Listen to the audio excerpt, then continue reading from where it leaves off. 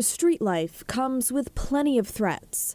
This woman knows them well. I think it's more risky being a woman than a man. A risk she's experienced. You never know, there could be a bad guy trying to, do disgusting things to you. It sucks. It's not a good feeling. And the pain that occurs from doing this work and having to tell a woman, I've got nowhere to send you tonight.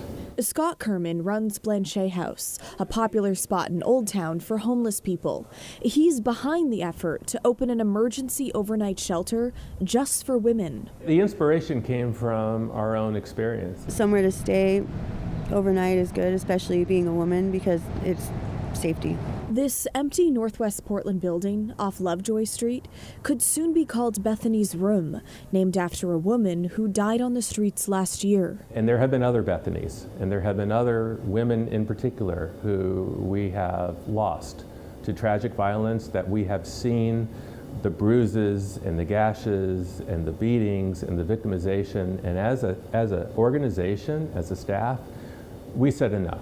About a month ago, Blanchet House entered into a purchase agreement on the property. We just said we have to take this on. They aren't using any public funding, instead relying heavily on donations. It's expected to cost up to $1.5 million to run each year and help up to 75 women each night. Depending on Blanchet House board approval, they hope to open the shelter in October. We've done building inspections, we've looked into land use and permitting issues. We had our first neighborhood engagement meeting on Saturday. We first heard about the shelter last week. This flyer says, "Hi, neighbor, you're invited." Invited Thomas Higgins to that first community meeting. I think it's poor effort. This is when my apprehension grew. I didn't think that this was good enough. For over a decade, Thomas has run this gym. It's near the proposed shelter. I think one of the major concerns is that part of the fallout will, quite literally end up on our doorstep. And I have female coaches and I have 3 daughters that they all come to the gym, and coaches come and coach, and none of us are prepared or trained to deal with the unintended consequences that we see from poorly run shelters. His experience mainly stems from a Multnomah County-run warming shelter from over the winter. And the activities that the warming shelter didn't allow, like drugs, alcohol, sex, tents and cars and RVs would pop up for those activities to, occur. He gets the need for more shelter. He sees it daily. Homelessness, drug use, theft, crime.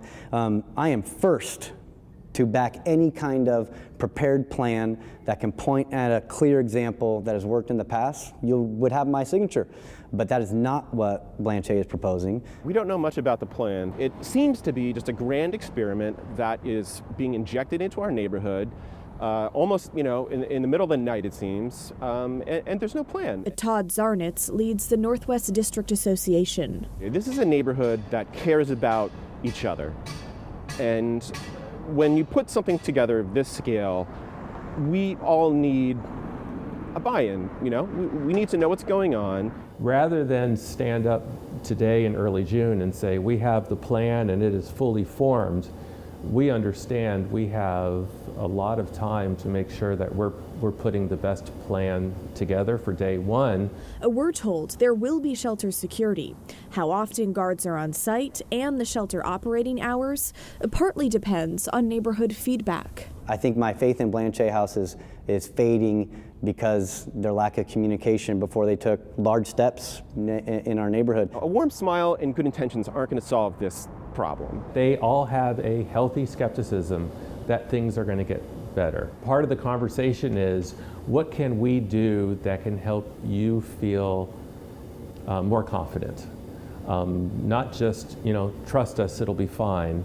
I think that's a lot to ask.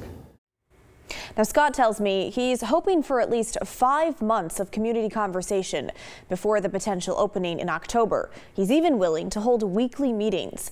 But the community is like, that's great. However, they think some damage is already done.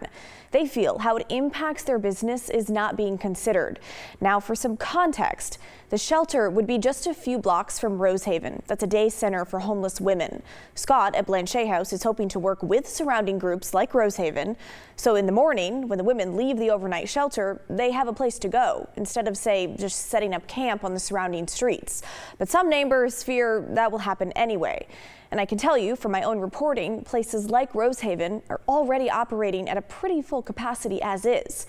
So no one can deny the need for this type of shelter. There are women's shelters, just not enough. And it's not hard to imagine the dangers women face out there. But this situation begs the tired question of how do we provide these life-saving services without negatively impacting the surrounding neighborhood? So if you've experienced this situation where you live, what's going through your mind right now? Talk to us. Email the story at kgw.com or call and leave a voicemail 503-226-5090.